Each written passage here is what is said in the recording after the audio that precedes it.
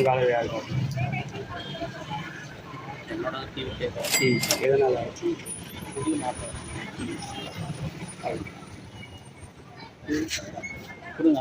நல்லா பேசுவாங்க. உங்கள் சப்போர்ட் யாரும் பொலிட்டிக்கல் டிவிக்கு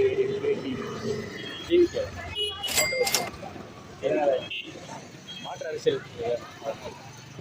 அவர் யங்ஸ்டராக இருக்கார், எஜுகேட்டராக படிச்சிருக்காரு. அதனால் அதை தாண்டி மாற்று அரசியல் வேணும்.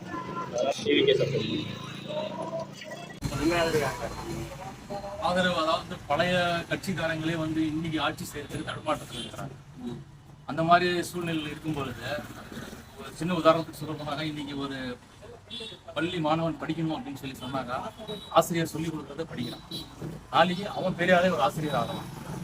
அந்த மாதிரி அரசியல் செய்கிறவங்க அந்த காலத்துலேருந்து அரசியல் செஞ்சவங்க செஞ்சாதான் கரெக்டாக இருக்கும். இன்றைக்குமே இல்லாமல் இன்னைக்கு புதுசாக வந்து நடந்துட்டு நான் சிஎம் ஆகிருக்கணும் அரசியல் பண்ணிடுவேன்னு சொல்கிறத செயல்படுமா, நடைமுறை ஆகுமா? இது இல்லைங்களா? இப்போ எல்லாருமே அவ்வளோதான், நீங்களும் அவ்வளோதான். எடுத்தோடனே நீங்கள் போய்ட்டு உங்களை டிகிரி ஹோல்டில் உட்கார வச்சாங்க, நீங்கள் படிச்சிருக்கீங்களா? நாங்கள் வந்து அடிமட்டத்தில் இருந்து போனால் தான் வர முடியும். தவிர எடுத்த உடனே நம்ம வந்து நான் டிகிரி வாங்கிடுவேன், நான் படிச்சுவேன், நான் இன்ஜினியர் ஆகிடுவேன், நான் ஆகிற மாட்டேன் சொல்லலாம். செயலுக்கு நல்லா இருக்குமா? இதுதான் இன்னைக்கு நடந்துருக்கு. இப்போ யார் சிறப்பாக ஆட்சி செய்கிறாங்கன்றதை 25 லாஸ்ட் பார்த்துட்டு அதுக்கப்புறமா நம்ம கருத்து கணிப்பு சொல்லலாம். இப்போதைக்கு இந்த கருத்து கணிப்பு அவ்வளோதான்.